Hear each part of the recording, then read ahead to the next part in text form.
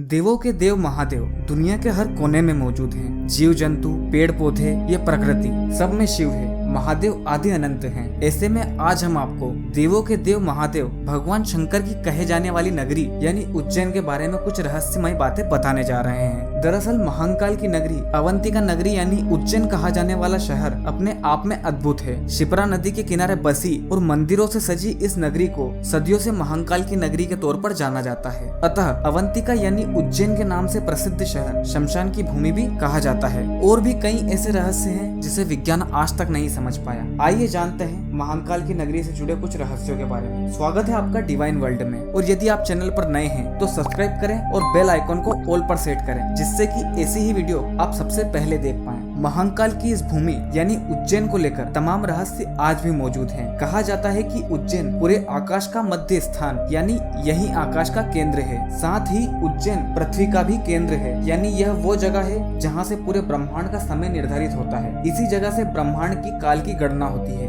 इसलिए इसे महाकाल की नगरी कहते हैं। पुराणों में महाकाल की महिमा का वर्णन करते हुए कहा है कि आकाशे तारकम लिंगम पाताले हाटकेश्वरम भूलोके च महाकालो त्रिलिंगम नमोस्तुते। इसका तात्पर्य है कि आकाश में तारकम लिंगम, पाताल में हाटकेश्वर लिंगम और पृथ्वी पर महाकाल ही मान्य शिवलिंग है। मान्यता के अनुसार महाकाल पृथ्वी लोक के अधिपति हैं, साथ ही तीनों लोकों और संपूर्ण जगत के अधिष्ठाता। कई धार्मिक ग्रंथों जैसे शास्त्रों और पुराणों में उनका जिक्र इस प्रकार किया गया है कि उनसे ही कालखंड, काल सीमा और काल विभाजक जन्म लेता है और उन्हीं से इसका निर्धारण होता है। इसका अर्थ यह है कि उज्जैन से ही समय का चक्र चलता है। फिर चाहे पृथ्वी का अपनी धुरी पर घूमना हो, चंद्रमा का पृथ्वी का चक्कर लगाना हो, पृथ्वी का सूर्य का चक्कर लगाना हो या फिर आसमान में किसी प्रकार का चक्र हो, ये सब क्रियाएं भगवान महाकाल को साक्षी मानकर ही होती है। इस ज्योतिर्लिंग का नाम महाकालेश्वर क्यों रखा गया और यह शिवलिंग यहाँ कब और कैसे प्रकट हुआ? महाकाल का संबंध केवल मृत्यु से है, परंतु यह पूरा सच नहीं है। काल के दो अर्थ होते हैं, एक समय और दूसरा मृत्यु काल। अब महाकाल इन्हें इसलिए कहा जाता है क्योंकि उज्जैन से ही कर्क रेखा गुजरती है, जिससे पूरे ब्रह्मांड का समय निर्धारण होता है, इसलिए इन्हें महाकालेश्वर कहा जाता है। दूसरा कारण भी काल से जुड़ा है। दरअसल महाकाल का शिवलिंग तब प्रकट हुआ था तब महादेव को एक राक्षस दूषण का वध करना था। अतः भगवान शिव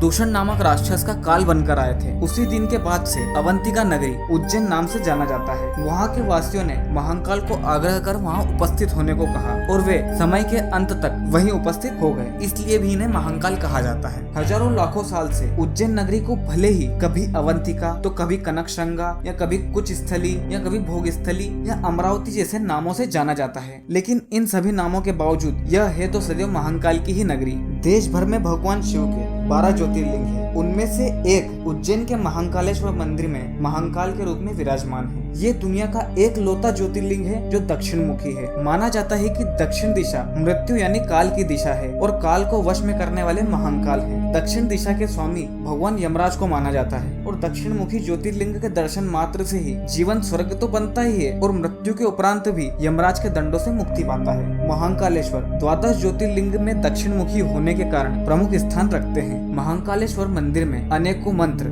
जप, जल, अभिषेक एवं पूजा होती है। महाकालेश्वर में ही महामृत्युंजय मंत्र का जाप किया जाता है। महाकालेश्वर मंदिर एक विशाल परिसर में स्थित है, जहाँ कई छोटे देवी देवताओं के मंदिर हैं। मंदिर मुख्यतः 3 भागों में विभक्त है। निचले भाग में महाकाल स्वयं ज्योतिर्लिंग के रूप में विराजित हैं, तो वहीं मध्य भाग में ओमकारेश्वर शिवलिंग है और सबसे ऊपर के भाग में नाग चंद्रेश्वर मंदिर स्थित है, जो वर्ष में केवल एक बार नाग पंचमी पर खुलता है। भस्मा आरती से जुड़ा रहस्य। यहाँ भगवान शिव के शिवलिंग पर चिता की ताजी भस्म से आरती की जाती थी और इसी से श्रृंगार किया जाता था। एक कथित कथा के अनुसार प्राचीन काल में प्रतिदिन एक मुर्दे की राख से भस्म आरती की जाती थी, परंतु एक बार उज्जैन के शमशान में कोई शव नहीं मिलने के कारण उस समय के पुजारी ने अपने पुत्र की बलि देकर उसकी चिता की राख से भस्म आरती की, जिससे भगवान महाकालेश्वर अत्यधिक प्रसन्न हुए। उन्होंने पुजारी के पुत्र को जीवन दान देते हुए कहा कि आज से उनकी आरती कपिला गाय के गोबर के कंडे की राख से बनाकर की जाए। तब से लेकर आज तक कपिला गाय के गोबर से